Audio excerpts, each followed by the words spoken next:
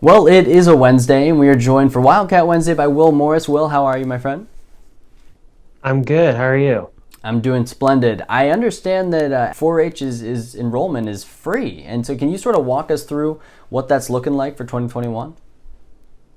Yeah, so this year, 4-H enrollment is free if you live in the Wildcat District. So that is Crawford, Labette, Montgomery, and Wilson counties here in Kansas.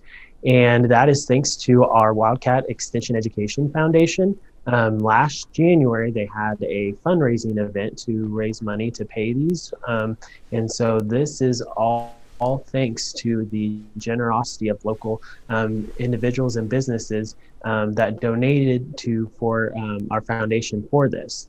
Well, so for parents who are considering signing their kids up, or asking their kids if they want to sign up for 4-H, I mean, what kind of benefits can they look at, especially after this year, so much of it was virtual, and not that that can't still have benefits, but what is 2021 going to look like in terms of programming and ways that kids might not have been able to grow in 2020?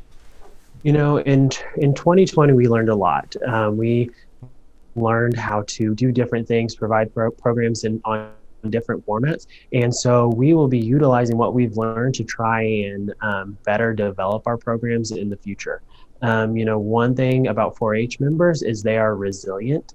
They are always trying to think outside the box, look at things from a new perspective. So that is something that we hope to continue to teach these youth how to do. And so that way we are still being impactful. They are still learning and they're developing the skills that will help them in the future. So we're excited for 2021 to see what it will hold, how we can still provide some of the programmings and do things a little different. And so we're excited to see where that takes us.